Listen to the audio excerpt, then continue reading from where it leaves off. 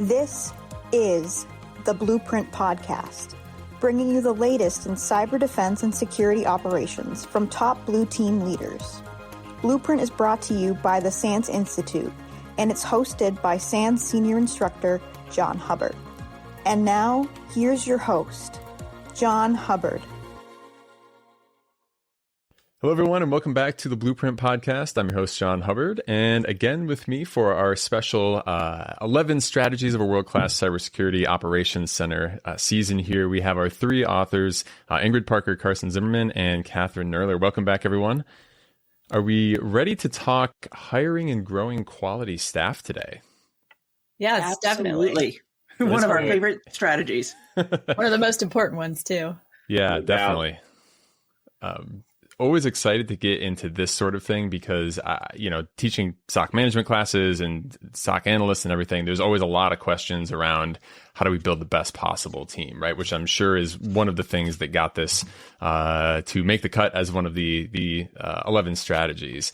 What I'd love to hear to kind of kick this off would be, of course, why it's important and why it made the cut in the book, although we all probably know that to some degree, but your take on it, as well as maybe how has this changed from the previous book? Because there was a little bit of a wording difference and things have evolved since the first edition of the book.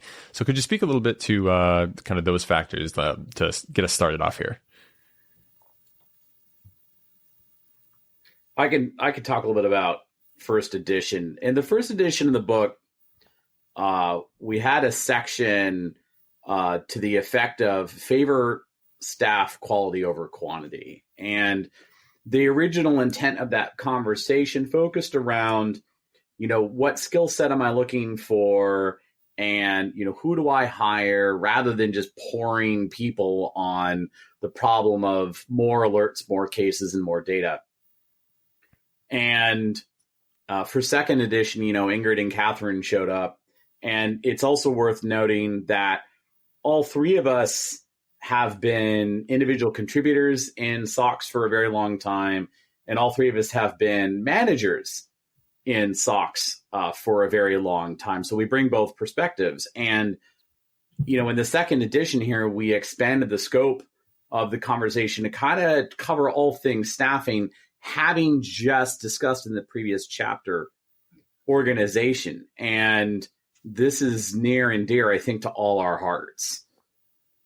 Yeah, I'm in the same boat as you with that. Been an analyst, been a SOC manager, and I know getting the right people on the team when I was playing the manager role was something I was constantly worried about, right? It's a tough thing. It's hard to find people. The market out there is very rough. You get tons and tons of resumes trying to figure out which one's going to be the best, getting all the time to interview everyone. It's a tough thing, right? As you all know. So I'm very, very interested to hear what everyone has to say on this one. Starting with the beginning of strategy 4, just section 4.1, right? We have whom should I hire, and jump right into mindset and soft skills. So I guess to kick off this conversation, let's start with some basic questions here. Let's say you're building a SOC and you're trying to hire some people. Let's start with entry level assumption, right? SOC analysts, or really any role. What are the kind of core traits we are looking for, in your opinion, of people that we would want to have working in the SOC that may have not done this job before? I think when you get started, especially talking entry level, we still are seeing job postings for entry level with college degree and knows 5 different tools and has taken this certification and has been doing this for 3 to 5 years. And it's like, that is not entry level. Entry level is maybe you've got a foundation in some other part of IT. So maybe you've been a system administrator, or maybe you are just coming out of a college or a community college or a technical program, or maybe you are, we're seeing this a lot, people transferring in from liberal arts type of areas, but they have that critical thinking piece where, and an interest and a passion in the technology space where you can bring that together. And so that's actually why we started with the soft skills piece, because it's not about, can you run a particular tool set, or can you do, XYZ. It's when given a piece of data and you have to go investigate it, how are you going to think about that? How are you going to actually process? And then how are you going to engage with others on your team?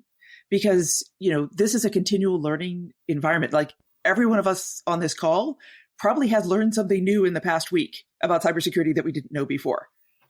You never are going to stop. And so finding that person who wants to come in and engage with the others on your team and learn the pieces that they need to, it's not to say that, you have to have an interest in technology.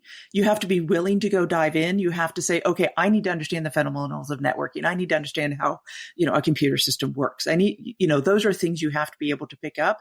But for the true entry level, going to be processing alerts, going to be working through some basics. I think there's just a bar that sometimes seems like it's set so high and it doesn't have to be. Yeah. And I'll build on that. So just to sum it up, don't look for the unicorn, right? We hear that a lot where we are. We're looking for the unicorn. They can do all things and they don't exist, right? To add to that mindset, it's not just the critical thinking piece, it's creativity and also curiosity. So curiosity is probably the biggest characteristic that I look for. And I've hired like more than 160 entry-level professionals into this field. And I look for that curiosity. So they may not know the answer. In fact, they probably don't know the answer, and that's fine. But they'll explain, I have never thought of it that way. Or, gosh, that would be really cool if I went in and explored it. So I really look for that interest and curiosity in the field more than ever. Because what I find is that the field, like they were saying, it changes every day. We learn something new every week. And if you get tired of learning, if you think you can learn it all, this is probably not the right field for you. Absolutely. That's an incredible amount of people you've gone through the whole process with. So I would love to hear kind of your take on what you do and like your process behind how do you measure, I guess, curiosity and creative thinking, especially in a way that's going to transfer as clearly as it can into a SOC work environment. Is there any particular approach you take? Yeah. So I'm not just hiring for security operations. I'm also hiring for other aspects of security. And Ingrid alluded to it. I don't just look for someone who has a background with an engineering degree. When you're hiring entry level, you're looking for maybe some basics. If it's, someone who's messed around with computers a lot in their spare time, that counts. And they can talk a lot about, how they work and how they interact and some things about cybersecurity. That's interesting. For us, we had a program at MITRE for new professionals. So that's why I was hiring so many of them. And we were hiring for specific kinds of, sponsor work. So what I was looking for there is what I just said is the curiosity, the creativity, and then the critical thinking skills. In fact, I don't want them to know the answers. I want to hear their mindsets and how they think through a problem and how they logic it out. That's the main thing. It's a big secret. Yeah. And I think when you look at those resumes, you'll find a lot of people who have, I saw this on some of them, like they'd go do a capture the flag activity. Even though they might not be the person who knows all the answers, they would go join a team at their school and just see what it was all about. Or maybe they work with a local group that they belong to, and they're like, oh, I'm going to help you with your IT for that organization that doesn't have any other support. Or there's all these indicators you can find on a resume that have nothing to do with a specific education or training course. I've seen that they put down, hey, I have XYZ lab at home and I've tried to do this. So all of these pieces you can look at and be able to pick up on that show that they're doing something more than just waiting to be handed a curriculum that they have to follow. For all the listeners out there that might be in the stage of looking for a job right now, I assume between all of us, we've seen probably thousands and thousands of resumes. Any tips on the do or do not do side that you'd like to give out to listeners who might be looking for that next job? Well, don't have spelling mistakes. I'm just kidding. That's just kind of a normal thing. A whole range of things, like the generic things you do and don't do on a resume, like spelling mistakes and, obviously poor formatting. And hey, if you're going to put something on your resume, I'm going to ask you about it. And if you're gonna put CCNA or CISP or whatever on your resume, great. I'm gonna ask you questions that are commensurate with that certification. And the same goes for formal education or any of your project or anything you put on your resume. is fair game. As a matter of fact, one of the things I think about when I'm hiring is, unlike even 10 or 15 years ago, the SOC today, the bigger the SOC, the more this is the case. You have to treat it like a band or a sports team, in that, to the novice, you might see, oh, that's a musician. But if you immediately just start to understand things, you understand the difference between a bass player and a drummer. I don't, but I know there's a big difference. I'm not musically inclined, by the way. And one of the things I think about that is here. And one of the things I think about is, how did they come by that base level of experience, right? And it could be because they went to school for it. It could be as they're a developer. They could have pivoted in from another area of cybersecurity. There's a million ways to know about it. But one of the things I'll ask people is, amongst the million things I'll ask people is, especially if they've been in the SOC before, how did they evolve their capabilities and the capabilities of the people around them? How do they lift themselves up, and how do they lift up the people around them? And I want to see the evidence of that. I want to see the evidence of curiosity and technical aptitude in something. In fact, I ask purposely open-ended technical questions that'll allow the candidate to go any direction they want, from, tell me what you know about IRQs, to tell me what you know about BGP, to DNS, to, system level programming, to cloud architectures, to what have you. Because I don't expect them to know it all. Like Kathryn was talking about, we're never looking for the unicorn, but I expect them to bring some of that diversity to bear.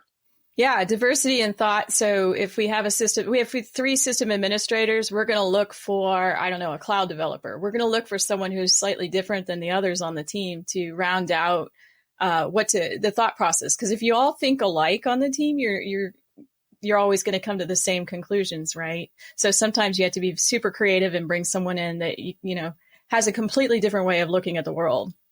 Yeah. I want to pick up on one thing Carson said, which is, when you're putting your resume together, not just stating a fact like you did X, Y, Z, but talking about the impact and the outcome that came from it. Yeah. I did this, which resulted in, this improvement, this change. We found this adversary, or, if you're not talking about cyber, it improved my business in this way, or it helped this person. That's a really important part, because that differentiates you from all the people that have a skill to how you can apply that skill and actually make it really relevant. And then I was also thinking, as we're talking about resumes, like resumes are still really important, but remember that for many companies, those go through an automated process. So making sure your keywords, like think about the keywords, make sure you've got certain terms on there. But resumes are also like only part of the battle when you're looking for a job. It really is, who do you know? How do you do networking? And if you're just getting started, that might seem overwhelming, but it's go on LinkedIn, find some people that work for those companies, reach out to them, maybe even before you're looking at a job. Maybe you're still in school, do something else, and make it personal. Like if I get a LinkedIn invite and it's just like hey, join my network. I'm like, I don't know who you are. I mean, you're probably a lovely person, but I don't know who you are. And I've gotten some great ones from students in particular who said, hey, I saw this book, or I saw a presentation, or I, looked at your history and it was really interesting for this reason. I'd love to connect. And so doing that is going to be really important in addition to the resume to really build that network, because I think as you go farther and farther along in your career, very rarely are you going to be blindly applying. You're going to be reaching out to your network, and then your network is going to help you find whatever's next.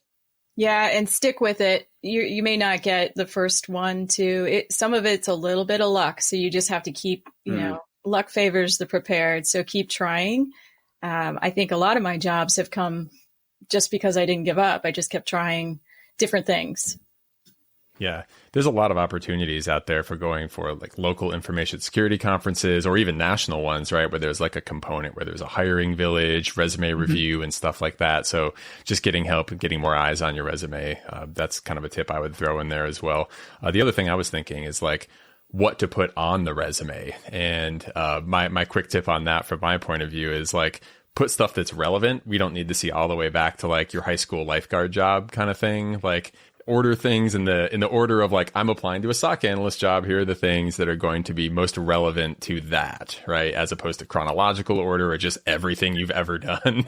If it's not like super relevant, curate it, right? And try to customize it for maybe even each individual company, right? That's an approach that can help you just kind of maximize chance for impact. So that's fascinating because, and I think this is one of the challenges when people are talking about resumes. I love chronological resumes.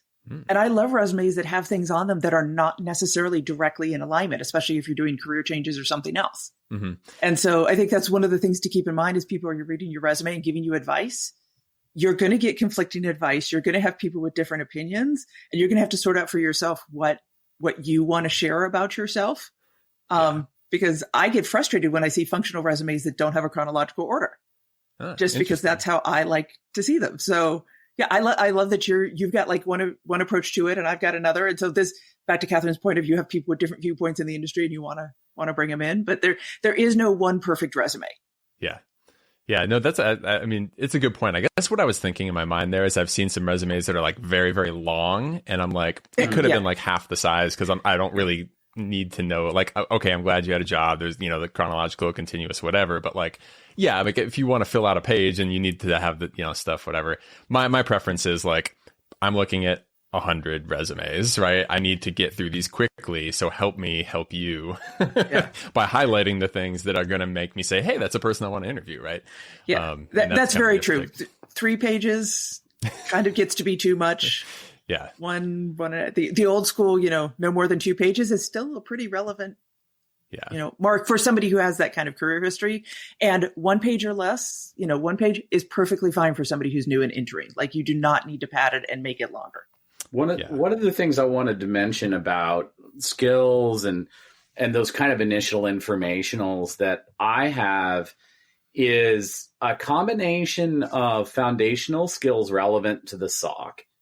And like I said, it's not necessarily certifications, though they are helpful. It's not necessarily educational experience, though that's helpful, right? There's different ways of coming upon the information. But it's the notion of the diversity of background and transferable experiences and skills. And this is really interesting how things have evolved over the 20 years that I've been doing it. When I went and got my undergrad degree, you didn't really go to school for cybersecurity. And that's not the case anymore, of course. And one of the interesting conversations I've had with more than a few people who got their degrees in cybersecurity of one form or another is, okay, great. Cyber, but do you know how networks, cloud, and computers work as well? Hopefully the answer is yes. Why do I say that? I am of the unswerving opinion that one of the most fundamental and most important technical skills, meaning a non-soft skill for someone in a SOC, is they need to understand how these things work. And because the more they understand how networks, computers, and cloud works, the better their ability is to understand what's normal and abnormal on them. And that's the big piece of the job. We'll be back after a quick break. If you're enjoying this episode, then you're undoubtedly interested in building the strongest security operations team that you can. For those who want to go even deeper, did you know that SANS has not 1, but 2 courses that cover security operations centers as well? For the leaders, managers, and directors out there, my co-author Mark Orlando and I offer 551, Building and Leading Security Operations Centers. This course covers building your team, your physical and virtual workspace, getting the right data into your tools, and then focusing on security priorities through everyday execution of important security tasks and building the best SOC team possible. For the technical practitioners out there, my course Sec 450, Blue Team Fundamentals, Security Operations and Analysis is designed to cover everything you need to jump in being the best SOC analyst that you can be. We cover important data types, SOC tools, security logs, malware, analysis technique, automation, and much, much more. In addition, if you want to prove you can deliver the best on any security team, both courses have an accompanying certification available from GIAC. That's the GSOM for 551 and the GSOC for 450. Check out both courses and free demos available on the SANS website. You can get registered today for an in-person course at one of our many events, or go to On Demand and take either class anywhere at your own pace. Thanks for listening. So I've shifted over the years, believe it or not. So I was pretty hardcore. You have to have a technical, you better understand how the hardware is put together, the software, you better know everything about TCP/IP, IPv6, that was my view probably, I don't know, 7-8 years ago. I've changed because I have hired so many. That diversity of thought comes from diversity of knowledge as well. Now, I wouldn't suggest you go out and hire 15 English majors in your set. But I would say that a good critical thinking analyst, and by the way, I have hired an English major, added to a group of super techie, just fondly nerds. I'm a nerd, so I'm going along with that. Can really change the dynamics and what you can find. And sometimes that analyst is the one that's like, have you thought of this? And it's almost that simplistic beginner's mind that's like, oh my gosh, we didn't think of it. So I am shifted a little bit on that over time. You don't have to have a hardcore technical degree, I don't think. So, right, Ingrid? Yeah. So I was actually an art major in college. And so, yes, but I went from an art major to being a system administrator in the Army. And so I got some of the fundamentals that Carson's talking about, and then transitioned that into cybersecurity later on. And so I think, I was one of those people where cyber was not even a degree, and, women going into IT was not as popular, when I was doing it. So I ended up in a different field. But many of the people that I work with, have worked for me. I've worked for other things. I've come in from some very non-traditional backgrounds. So there is room for everybody in this field. Oh, Please come in. Please come in. There's no question, right? I've hired people who had degrees or no degrees in microbiology, being a medical tech, liberal arts for sure. You name it. I hired a chef. Right on. That's awesome. Yeah. It's funny when I, poll like classrooms, how many people here started in InfoSec, and it's like no one. Like it's getting more and more, especially with the younger crowd, where those degrees did exist, but like almost universally, right? When you get to a certain age, everyone above is like, nah, that I did not. I came from somewhere else, right? Myself, I came from engineering background, so tangentially related. I used computers, but not like this, right? And so, yeah, we all kind of found our way in somewhere. So, if that's any of the listeners out there thinking like, how do I get in there? Everyone figured it out. It can be done. Absolutely. So that is a common question I get. We can go into here is how do I get started in this field? And I'll start with my answer, and I'm curious what Ingrid and Carson have to say about it. I used to say incident response is the best way to get started, because you get to see what an adversary looks like in the technology, and follow it through.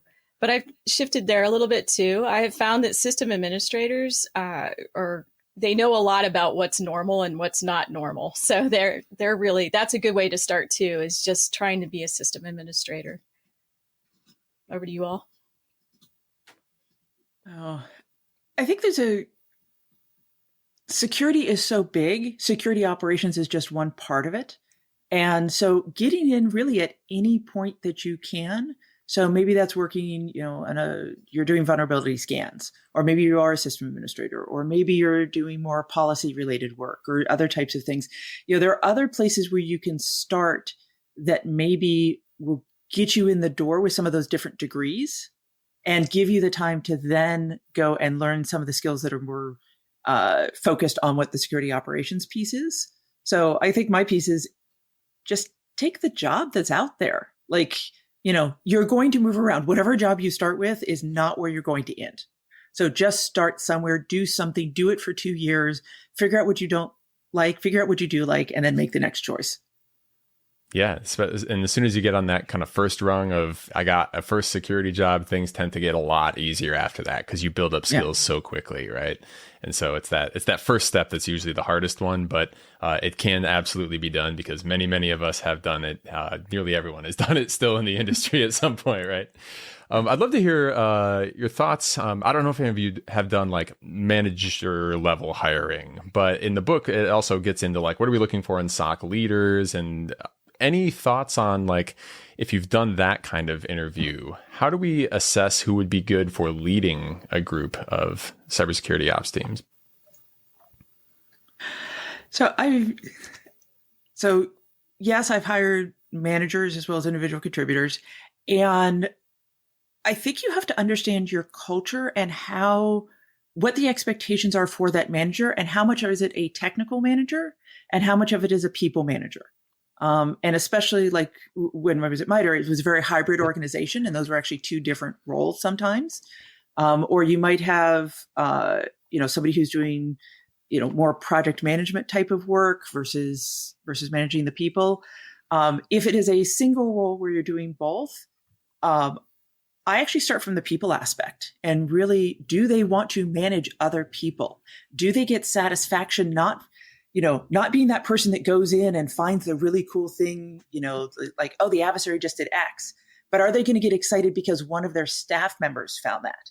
And then are they going to advocate for them? And are they going to make sure they get their training? Or are they going to, really, are they a good communicator who can speak, up to leadership about the SOC? So they have to have a level of technical depth to be, competent in the space and have the conversations and, raise the BS flag when something's going on. But a lot of this depends on the size of your organization. So if you're a 4-person team and you're going to be managing 3 others, you're going to need to have, more hands-on technical skills day to day. You're going to have to be able to get in there with your team. If you're going to be leading 10, 15 people, then your team is going to have different expectations for you. And that was actually one of the things I found really interesting as I was learning to be a leader, was that it's somewhat about what I bring to the team, but it's also what the team needs from me. And so sometimes I would be managing a very technical team, and they would need me to stay out of their business, and to manage the leadership and manage the communications and make sure that they had the resources they needed. And other teams were like, hey, we're newer, or we just have more early career people or something else. We need you to get in the trenches with us. So I think when you're hiring a manager, you need to recognize that there's many different roles, and it's not just one, and you have to figure out what it is you need out of that person, and then kind of balance the people and the technology aspects. Yeah, definitely. It's not like it's not purely being the alpha nerd role, right? It's like you're enabling others more so than anything else, and making sure all of the gears are going to be turning without any kind of impediment, and things will be running smoothly, and you stay on top of that, right? And those kind of things. I'll tack on a couple things here. There's all the generic things that we talk about in terms of, what makes a good leader and hiring for good managers, people managers, et cetera. That all applies here. With that out of the way, I'll also highlight, we haven't yet talked as much about soft skills. One of the things that I think about for managers in a SOC, other than being a good people leader and knowing, when to get involved and when to get out of the way and all that good stuff, is sound decision making, particularly in a crisis. A large percentage of the roles in the SOC, get involved in incident response, and they need to be able to make sound decisions there. And there's a bunch of things that go into that. Understanding the business, understanding how SOCs operate, understanding what their people need, having to make difficult decisions sometimes with competing priorities, all of that good stuff. Know how to looking out for yourself and people around you when you get crispy, meaning when you've been at an incident for 10 days straight and your judgment is no longer optimal, and the judgment of the people around you is no longer optimal. And how do you operate when that happens? So I've always biased toward managers in a SOC who have at least one of those cybersecurity experiences, and or technical leadership experiences. To a degree, I feel like they need to be able to empathize with the people working for them. Do you think it's possible for a non-technical person to make for an effective SOC manager? Sometimes that's a question that comes up in class as well. I'd love to hear your take on that. Like someone that hasn't been a SOC analyst. It's a good question. So there's a couple of things that I look for in leaders, and that's adaptability and the ability to delegate. So those things above all are super important. If you hire someone who doesn't have the technical background, you sort of lose that piece of is there is the sound decision making still able to happen? So if you're not a technical one, then again, back to that team concept where you better have a real senior person who is super trustworthy, that you can pair up with and count on to be that role, right? So if you don't have that background yourself, you have to supply, that's how leaders build, right? You build your weaknesses are the people you hire around you, right? to help augment your abilities. To fill out the band, right? As Carson Fill was up the saying. band. That's right. Can't have all bass players. That's right. Yeah. But that adaptability comes into play, especially in incident response. We've had to turn many times where we headed down a path. We thought it was a certain adversary and a certain thing that was happening. It turned out to be completely different.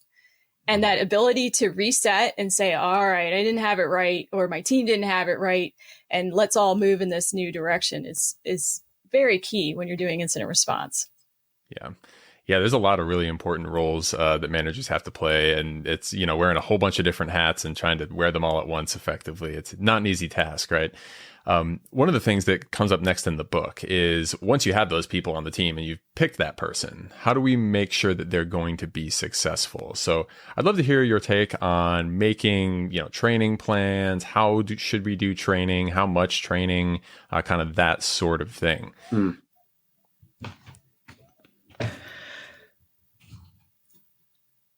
I'll go. We've all got feelings about all of this. I'm gonna hit the training piece once. A lot of people have really strong feelings about trainings, and it's interesting to see how many people gravitate toward the I have to have $10,000 a year as an individual contributor. I have to have the SOC spend $15,000 on me every year to go to either a conference or a formal training of some sort. We all agree that these are useful things, right? I go to conferences all the time. They're very useful for me. I haven't met a person who didn't feel like that was the case. But, I've said this at least 3 times, so this will probably be my 4th. Constant learning on the job training needs to be baked into the SOC in terms of capacity. Everybody's got to be feeling like they're learning something new. They're going to leave. Different people have different motivations, et cetera. But to me, that's one of the most common. Yeah. And I think there's a difference between, hey, you're doing your job and so you're learning something, and a deliberate practice of, hey, you're going to take 2 hours a week that you don't have to be in the queue, that you're not doing hunting, that you're going to be able to step away and go put on, set headphones and listen to a podcast, or go set up a VM and do some research, or do something else that kind of refreshes you from the other things that you're doing. On a different tactic, I also want to talk about the importance of non-technical training.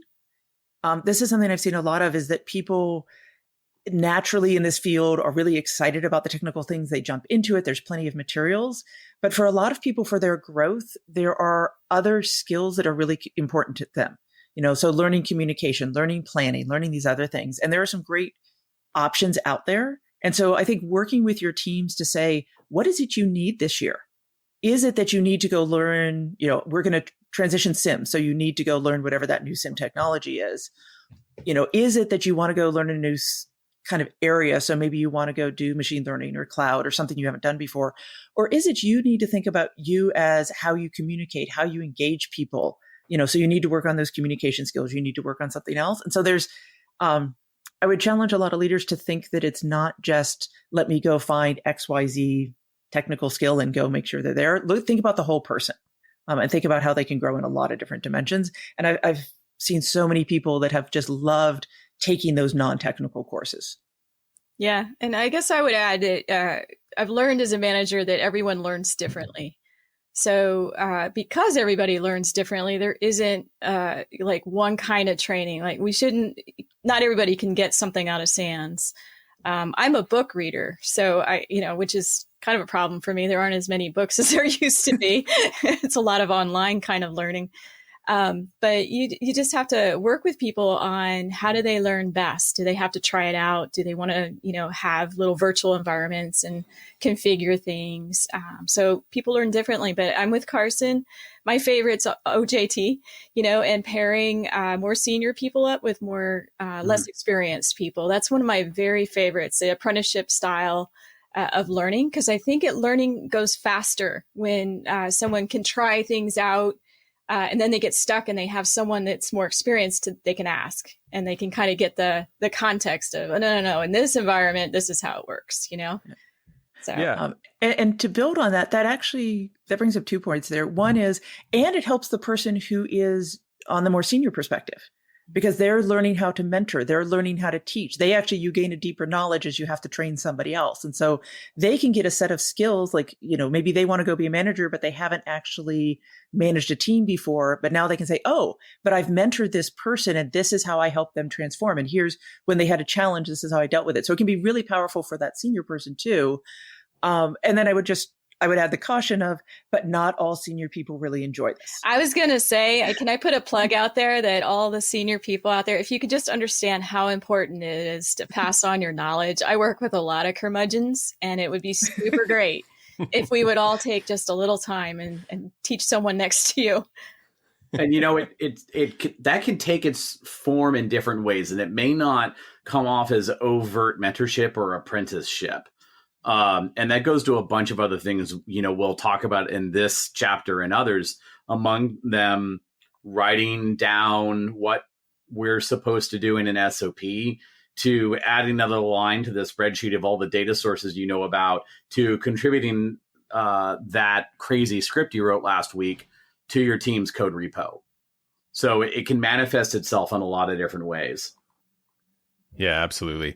There was really 2 questions that kind of popped up in my mind throughout that. So the first one, for Ingrid, any just quickly resources that you have used for non-technical training, in the communication, presentation, any of those kinds of skills that you've had success with in the past? So one course that I got to take when I was at MITRE, and I recently had somebody on my team go through, is called Crucial Conversations. I was trying not to advertise any particular place, but it has been very successful. It is something that I enjoyed and that I've heard a lot of others enjoy. Another one out there is Trusted Advisor, especially for your more senior teams, your leaders. That's a great one for how you build trust with others. And especially if you're trying to do that up and around your organization, that can be a great technique as well. So those are 2 that I've taken, and I know others have taken and gotten a lot out of. Awesome. Thanks for that. The other thing I was wondering was, Kathryn, you had mentioned kind of the mentorship. Well, really, everyone was talking about mentorship. But the question I was thinking was, is this something that you would like? How do you implement it, really, is what I'm asking. Is this a formal thing? Do you assign everybody? Oh, gosh, no. So the best mentorships are definitely informal, and they're natural. So if you see 2 people, as a leader, that's kind of one of the things I look out for, right? So if I see 2 people are seeming to, they have some similarities or some common interests, I might do a little matchmaking there and say, hey, there's a mentor-mentee kind of relationship there. But it definitely has to be informal. And, to Carson's point, sometimes I don't even call it that, right? It's just 2 people working together side by side, and one has more questions than the other. So that's not necessarily a mentorship. That's more that's how you work as a team. And some senior folks don't exactly like the idea of being a mentor. So that works a little better. And I'll mention, this is going to kind of lead into, it's chapter 10, I think it was. Those relationships, don't just think about them inside the SOC.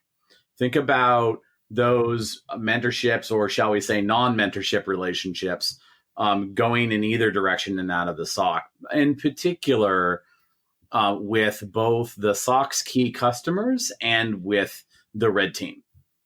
I love it when someone inside the SOC forms a relationship with someone in the red team, and they don't need to necessarily talk about their operations, be like, hey, I'm kind of going after this set of services or this set of techniques in the next 6 months.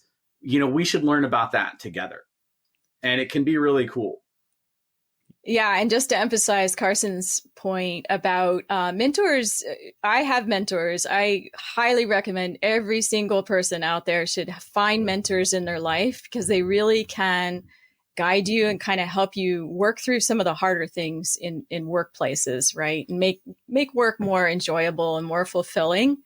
My mentors don't necessarily work at the company I'm at. It just depends on, what you need at that point. Like I have leadership mentors, I have technical mentors, I have, different folks for different kinds of things that I need.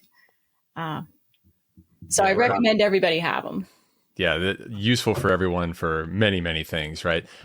Carson, what you said, with the red team, right? I want to definitely echo that, right? Being friends with, getting mentored by, whatever you want to call it, having a contact of someone who can act like an attacker can be invaluable, right? Because you have those conversations where like, oh yeah, we're looking at this data, we're looking at that, and like, oh well, I can just do this, and then maybe that triggers something in your head, like, oh yeah, how would I catch if they do that? And let's make no mistake about it, right? The red team's job is to make their own job harder.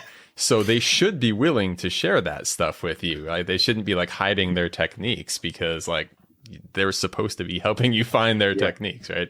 So that's something that can absolutely be very, very useful, and I've experienced that myself as well. So totally awesome thing to be friends with pen testers if you're on the blue team side. Yeah, and threat hunters as well. Yes, they have a whole different creative way of thinking that's useful. Yeah, definitely. Getting that kind of cross-pollination. And that's where, you mentioned in the book, kind of doing rotations, maybe slightly tangential to the SOC and other things like that can be very, very useful as well, whether it's in pen testing or vuln management or anything really. If it's a transferable skill, that can be a great way of kind of avoiding some of the problems and burnout and some other things that we kind of had mentioned previously. And actually, we're about to get into in the next little section here. 4.3, create an environment that encourages staff to stay. I want to start this one kind of asking the opposite. What are some of the most common things you all have run into that are complaints that cause people to leave a security operations team? I want to kick it off with doing things exactly the same way you were doing them a year ago. Yup. Like if nothing changes and you haven't automated, like if you're still manually doing something that somebody could have written a script for and you're still just having to hunt and peck those keys, like it just pisses people off to no end. And so like, most people in this field want to be able to continue to be challenged, and it is not challenging to do the same thing all the time. And that was probably Carson's too, because I know he is also very passionate about this one. Yeah, there is nothing more demoralizing than doing something that could be done easier or in an automated way, and no one's doing it. Yes. What else? Well, Ingrid, go ahead, Kathryn. Okay. Well, not providing the environment to grow. So maybe you don't want to just look at alerts for your whole career. To Ingrid's point, you don't want to do the same job. Most people don't want to look at alerts for more than a year or two at the most. And so they want to grow into other things like some incident response or some red teaming or some threat hunting or anything else. So being able to provide an environment that allows people to move around is super important. There's a section. People often talk about burnout in SOCs as a source of attrition, and I agree with that and disagree with it simultaneously. And here's why. I actually agree with what Ingrid and Kathryn were saying as the primary cause. My theory, which is not based on anything data driven, but my theory is based on the observation that a lot of people who join a SOC and don't just treat it as, I'll do this for 12 months and that's the end of it. A lot of those folks, not all of them, but a lot of them thrive on many aspects of what the SOC does, solving puzzles and responding to crises. And I've seen a lot of these folks put in long hours doing that week after week, where I think people end up rage quitting or just saying, I'm not here anymore, is that they're doing that and they don't feel like it's getting better. And the getting better is not just the SOC, it's also the rest of the enterprise. They want to be able to see that their findings and the root causes of incidents are being addressed. At least some of them are, right? And that, to me, is one of the reasons why a lot of folks sign up and stay on. Yeah, forward progress, I think, is something that nearly universally people want to see, right? And if you don't have some sense of we are getting better here, absolutely, like that can be an easy source of frustration if they don't feel like any growth is happening there. That's a big factor in my mind and in my experience as well. I know that's something I always looked for. Other things that people like to grow, this might be a fun discussion, their paycheck. There's a section here on pay fair market value. Would love to hear kind of all related thoughts kind of on that. But one question I wanted to start off with this, because I know a lot of people have this problem. I hear this question all the time in class. I don't have the budget to pay people as much as I want to pay them. Like I will do it, but I cannot do it. How do those people maybe buffer that out with something else to still keep people on the team, make people want to join the team? How do we overcome that hurdle? So this is one where the environment that you have can go a long way. Like you can't be so far down in the market value that it's just ridiculous for what you're doing. But if you have to be on the lower end of the spectrum, then figuring out, okay, how do you have flexibility in work location? Like that's huge. And it's really interesting right now with all the companies that are asking employees to come back. And yet there's still such a demand for people that want to work remote. So if you can you still offer remote work, you are going to have a leg up over some of the biggest tech companies out there. That's going to be huge. Maybe you can offer some flexibility in the number of hours that you work per week, or how and where they do their job, or all of these things can play in. Or like, I know when I was looking for my latest job, I was more interested in what I thought I could learn and what the people were going to be like than the particular dollar figure. And so if you have, we always talk about the fact that this is actually a very small community and your reputation precedes you, and people know what your operations are like, even on small teams. Like people are going to reach out and find out like, oh, you've only got 5 people on your team, but this is how they all feel about it. This is how they, what do they post to Twitter? What do they put on LinkedIn? Do they have blogs? Do they have something else? So if you can create that culture that is trying to do the best you can with what you have available, that is supported by management, like, so you're getting recognized for things and you're not only just, the boss comes in when there's a problem, they yell at you and then they disappear.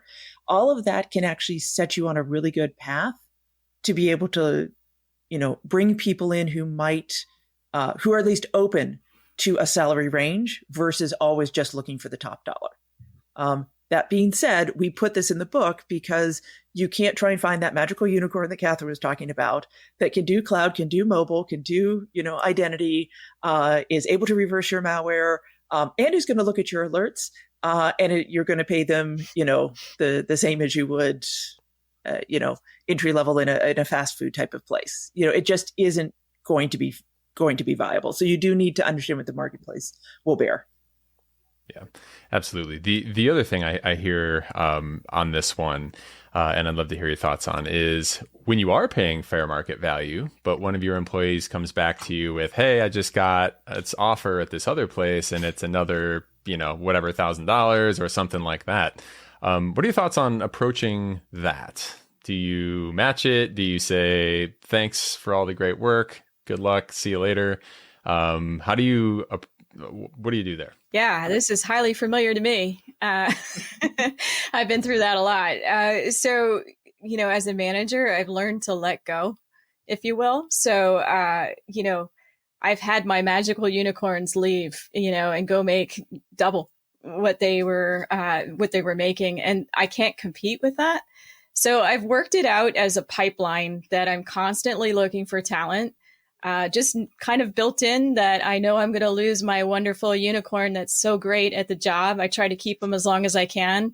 I've had, some folks, and I'll just hold on to them as long as I can. And then I just know that they're going to leave me eventually. So I've already been looking, who are those up and comers? And if I don't have any, it's succession planning.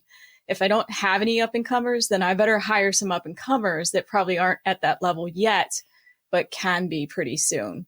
So that's how I handle it. And I have to let the person who goes and doubles their salary, they just have to go, I have a couple thoughts here. One of them is I'm going to quote Ben Folds for a moment and say, there's always someone cooler than you. And that's even, people will talk to you and they're like, oh, you should be able to afford this really expensive talent. There's always someone who will pay more than you will. So keep that in mind. I completely agree with Kathryn was saying. Of course, one thing I'll add is it's really good if, as a manager, you can have a strong enough relationship with your people where you're talking to them about their careers routinely. In fact, this is kind of a standard expectation. Point being, with as many of your staff as you can, make them feel like they can talk to you about an offer before they've accepted it. Because once they come to you and they've accepted the offer, there's nothing you can do for them. In fact, I like to be open with people that, hey, tell me about it before. Why are, because I want to understand what your motivations are and if there's something I can do about it. And it goes back to everything we've discussed for the last half hour. Yeah, that's excellent advice, Carson. Is that where the communicate section came from? Yes. Yeah. I actually have done a few counter offers, but they were for people in positions where there was just a slight, there could be made an argument for them to be at a different level or to be at a different pay scale that, we just maybe had not moved internally fast enough for the skills that they had.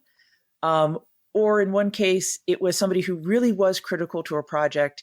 If they left at that time, the project would not have continued in the way that we needed it to.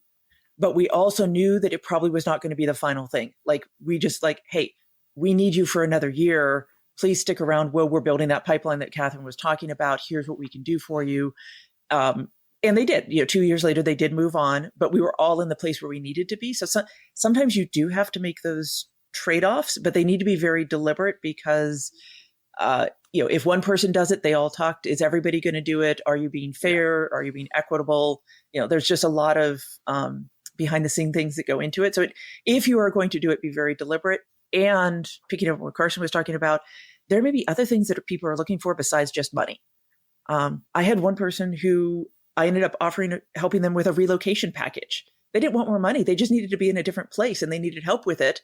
And so we were able to help them relocate, or somebody who just wanted to work they wanted a couple hours a week to work on a research project or something else. So see if there is something besides money motivating them. And sometimes you can get lucky that way.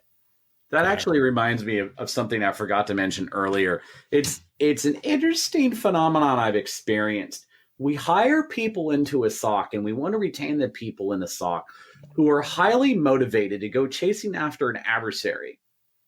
And they're highly motivated to do, either, communicate with others and drive incidents or go solve puzzles or build amazing tools or maybe a combination of these things. One of the things we need to be careful about are the people who are so committed that they work too many hours and get crispy, or they're kind of running either super hot or super cold, meaning they're either like going out of their minds, Mach 3 hair on fire, or they're super grumpy or what have you. And one of the important things, as leaders is we've got to help people modulate that and become emotionally aware and be available to each other. And one of the things, especially if we're hiring for people who have been in security operations for a while, one of the questions I like to ask is people's awareness around how to regulate that. And why am I saying all this is because people can become so passionate about this. They just keep going after something. And it's like, hey, I need to tear you off that now. So it's helping people also maintain that objectivity. Yeah. And making sure people aren't burning out, taking it, we've all probably met that person who's like, yeah, I got 3 years of PTO stacked up. You're like, no, you need to take a break. Oh my God. Please. Yeah. Always important to kind of get that balance in there for people so that people don't, crash and burn eventually on doing that kind of stuff. We brought up the fact that people are going to leave no matter what you do, whether it's for pay, whether it's for life circumstances or otherwise. I'd love to hear a little bit about what you mentioned in the book about pre-planning for staff turnover. We mentioned building the pipeline, but is there anything specific that comes to mind where it's like, these are the things you do and when you can feel okay that you do have that pipeline built? Yeah, the first thing is to make sure you look for any single points of failure or single points of knowledge. So if you only have one person that knows this very, key thing for your environment, you got to make sure that either you know how to cover it or you have someone on your team that's learning it and knows how to cover it. The biggest thing I've seen are people have their own way of scripting things a lot. So they built their own little tools and their own little scripts and they work in their own little world. And then they become excellent because they've learned the environment over several years. So learning what they know about the environment and spreading that knowledge around is what I look for first. Single points of failure. What else? Anything else jump to mind on that one? I would, doubling down staff rotations and SOPs. Don't ever have like one person who is responsible for incident response coordination or just one person who is responsible for investigation or investigation within a given scope. Always, as much as you can, if you're big enough for it, have that on-call, in a rotation schedule. And I don't just mean the folks doing alert triage. It will help you immensely and enforce and drive what Kathryn is talking about. And we talk about documentation as part of this, and so it's just a general good SOC practice, but it becomes particularly important when you have, turnover between staff. And thinking about those single points of failure and thinking about the things that are really, really important. So, when there's an incident, you will do X, Y, Z, having that really well documented so that if the person who normally leads that incident response is not there, and this isn't even just about turnover, but it's even about they happen to be on vacation that week. They're out sick. You need to make sure you've got the documentation and then making sure you've built in the time for people to document as you go along. Documentation should not be and this is our week for doing documentation this year. And we're going to, everybody's going to do it. It should be add a line, just do the smallest minimal thing you can. So we have this where I am, we keep intelligence profiles and we're constantly reminding ourselves, you don't have to write the entire profile. All you have to do is put a one-liner in about what you saw. Just do that update. And next week you do the update. And next week you do the update. And if you do that, you build the corpus over time versus trying to make it into a big thing. And so that's what I would say about documentation is try not to make it a big thing. Try to make it a constant thing that everybody does. And there isn't a documentation person on your team because often somebody who is a better writer or good at it or doesn't complain as much ends up doing it.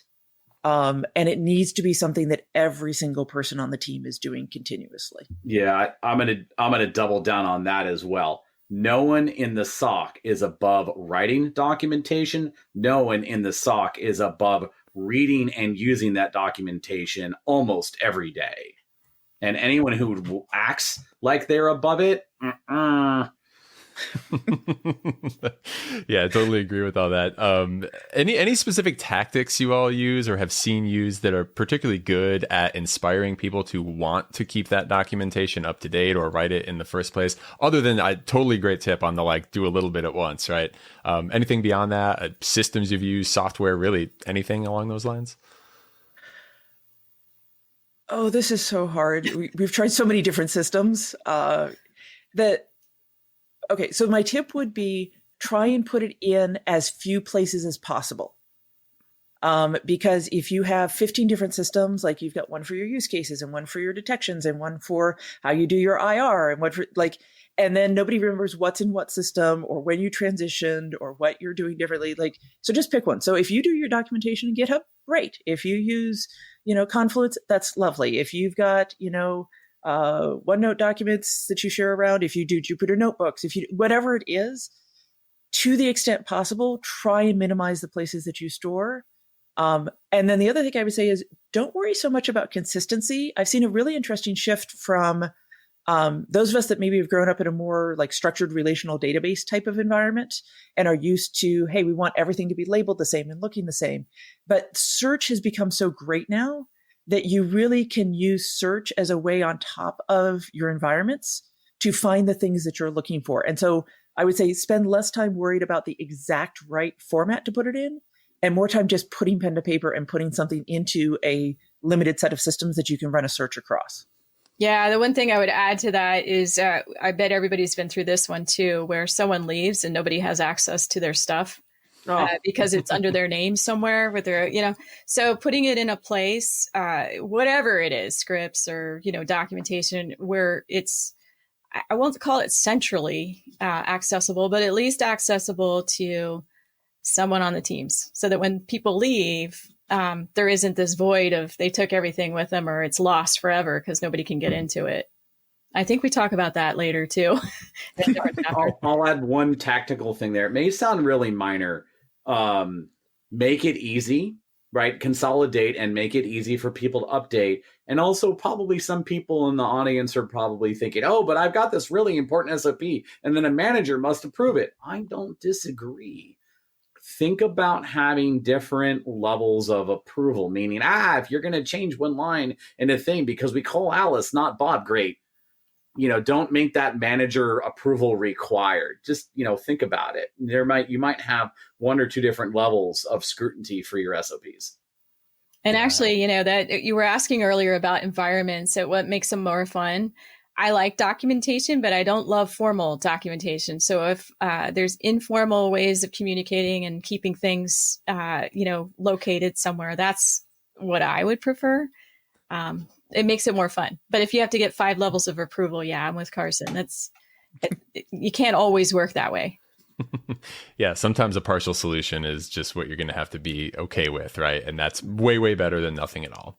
And I think that's a theme we've kind of seen come up multiple times kind of throughout our discussions here is just get something done and iteratively improve on it, right? As a way of kind of approaching this. The last section in this chapter before we close it up here is titled, How Many Analysts Do I Need?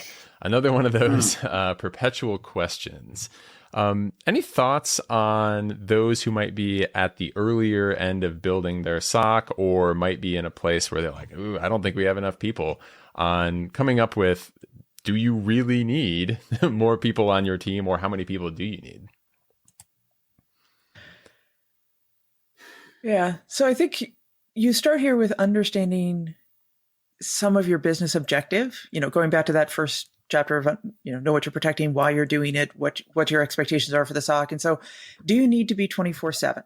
Like, what is your risk model for that? And that just sets some basic staffing numbers there in terms of how many people you need. And then once you know how you're going to do that and whether you're working with an MSSP, outsourcing something else, then you have to look at what's actually coming in. So how many alerts are you getting? What level of data is available to you?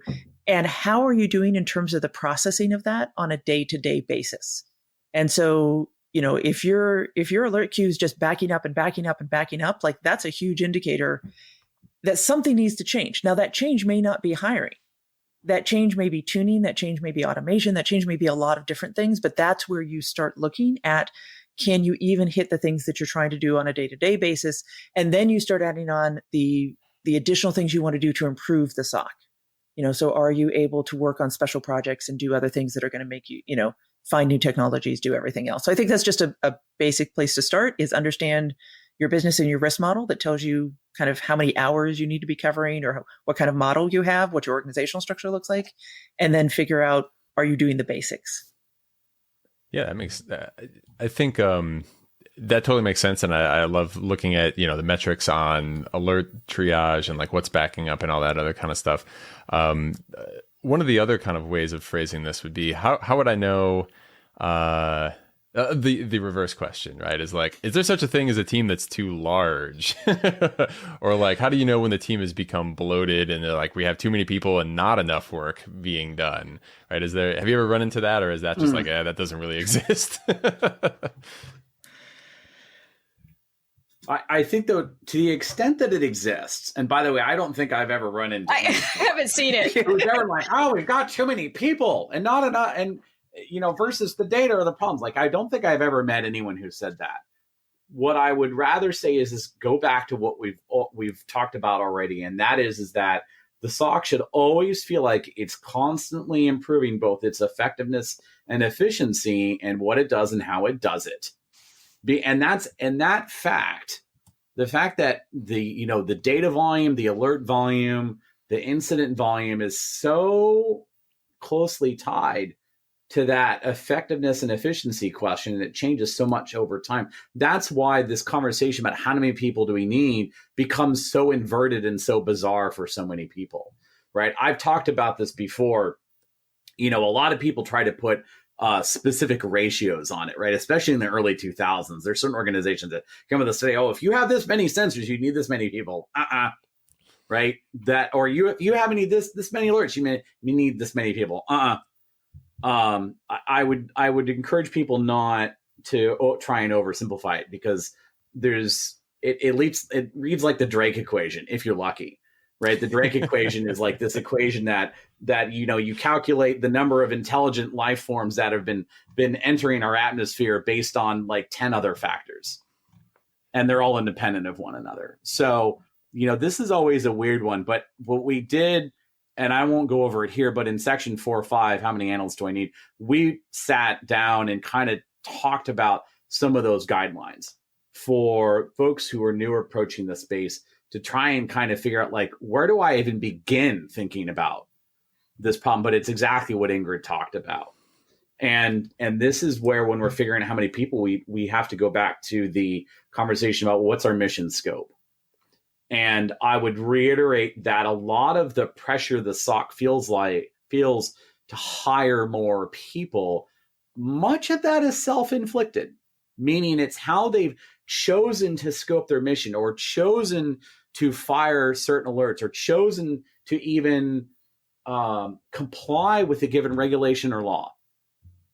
And a lot of people are like, oh, we have to notify these people of the thing. Why? Why do you feel like you're having to notify service owners 500 times a day? Was that you? Is that really what you need to be doing? And oftentimes the answer actually is no, you don't. Yeah, I think it gets... Oh, go ahead, Kathryn. So as a manager, that how many analysts do I need question is one that I'm constantly tweaking. I work in enterprises where we might have started with, say, 10 analysts. Well, we found out we really needed 15 because of all the different, we added cloud environments and different things. And I've heard the reverse too, where, okay, I started with 10. Turns out I had 5 people who really weren't contributing too much, so I could downsize a little bit. So it's a management question, right? If you have some really effective analysts who are super good at several things, then you can branch out a little more. So maybe you add some functions you didn't have before. Like if you're not doing threat hunting, you would add that to the mix, or breach as a service, or, you start doing more advanced things and kind of evolve the SOC. At least that's what I do. So how many analysts? Well, for me, it's not a set answer, and it's going to evolve over time depending on the band that we got together, right? Yep. Ingrid, did you have something to add to that? Yeah, I think very similar to what Kathryn's talking about. I was thinking back to our functions list that we had in our fundamentals chapter. And, there are basic things, in our definition of what a SOC does. And so there are basic things that your SOC needs to be able to do in terms of, identifying the threats, responding to them, doing your monitoring. But there are a lot of additional functions that you could also be doing. So are you going to have in-house malware analysis? Are you going to have a threat intelligence team that's part of the SOC? Are you going to be doing your own, testing, whether that's tabletop exercises or red teams or pen tests, whatever else. And so all of those come into play as well. And so when I was thinking about, talking about, hey, how many alerts are coming in? Are you doing your basic triage? Like that chain is one way of thinking about your staffing, but then you have to think about what are the expectations from your organization for those other functions. And that's where the improvement piece comes in. And so somebody once asked me from just a strict CTI, cyber threat intelligence perspective, like, well, how many intelligence analysts do you need? I said, every dollar you have, I can put to work. Like you can never have enough people. There is so much activity going on. Now there's probably a point at which that is not true. I have not run into that yet. So, and I think it's the same for some of these other services that you can get pretty big, but that's where you back off and say, is the activity you're doing improving the fundamentals of how you are protecting, monitoring, detecting, and responding? Yeah. Because that's what you come back to. And so is your CTI program actually improving your detections, or you're writing a bunch of reports that aren't being read? Is your, testing actually then resulting in your blue team improving what they're doing? Or is it the red team's having fun because, look, we managed to get into XYZ server or get into the CEO's mailbox, but you're not taking action on it. And as long as you are taking action and actually improving, then you have not hit your ceiling of the potential you have for the people you might want to hire in those positions. I'd really like Ingrid's pragmatism here. That's been my experience entirely. One of the other things that I think we would be remiss if we didn't mention, and that is 24/7 and coverage. A lot of people entering this area, like they rush towards, I've got to have every analyst looking at every alert within 3 minutes. Oh my God, that's expensive. It's really expensive. First of all, I don't think I've ever run into a SOC that was totally symmetrically staffed across the board. At best, I've run into SOCs that are follow the sun, but like how many SOCs have your engineering team writing detections working at 2 a.m. local? I don't think I've ever met someone doing that as an extreme example. As a matter of fact, I feel like some people who are new over-index on timeliness over effectiveness. There's been plenty of times where just a couple people doing proactive hunt in their spare time find stuff that were completely missed by routine detections, right? That's why we have hunt. That's the whole point. So it's amazing when you free yourself of some of these assumptions, just how much you can get out of a couple people. Yep. Absolutely I agree with everything. That was a lot of brilliant statements in that one. We're going to have to cut that up and turn that into a video and get that out just so more people see it, right? I love what was said there. Improving the fundamentals and just kind of making sure you're making constant improvement. I think that's definitely a very pragmatic way of looking at it and trying to figure out, can the team be better if we have extra time? Can we get more advanced, right? And start doing some of those things that we wish we could have done maybe in the past and hadn't started into yet. I think that brings us to the end of this chapter. So in closing here, any final thoughts that anyone has, absolutely key takeaways, references, or otherwise that they'd like to throw in before we wrap up the episode?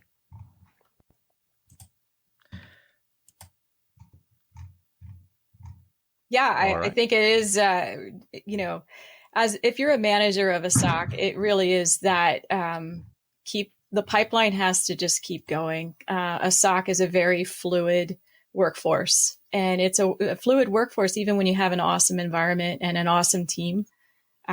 People move for personal reasons. People are always moving. So always keeping a lookout on the talent and planning that your great, awesome people are going to leave eventually is key for me. Yeah. And I want to go back to our title, which is really about hiring and growing quality staff, and that you can't hire enough people. You have to be part of the community that is growing people, that is creating that pipeline, because for every person that leaves your organization, somebody else is going to come into your organization that somebody else has trained. And so you have to think of this as a larger community where, it's people are going to move around. People will work with each other, go other places, come back and work with each other. But recognizing that, even as people are moving around, you're just not going to be able to hire everybody that you want. And I think one of the things I've seen is we put a different set of standards on promoting people within our own organizations than we do from hiring externally. And so, a lot of times it'll be like, oh, well, I know XYZ about this person and there's this small flaw, so we can't promote them, but we're going to interview somebody for 2 hours and then we're going to hire them at a higher level. And so really focusing, going back to the title, which is grow your own staff, put the time into it. Yes, they're going to leave. Yes, you're creating a pipeline, but it is absolutely worth the investment for the time that you get the people there, and you will keep them longer if you do that. Yep. Love it. Perfect. All right. Well, thank you so much for all this, wisdom we had here on hiring people, building teams, whether they're new, whether they're experienced people, all the way up for managers, the importance of communication, being part of the bigger community and kind of thinking about it with those different mindsets. All that stuff I think is very, important, super powerful stuff for people to consider as they go out to build their SOC dream team and the best band they can, right?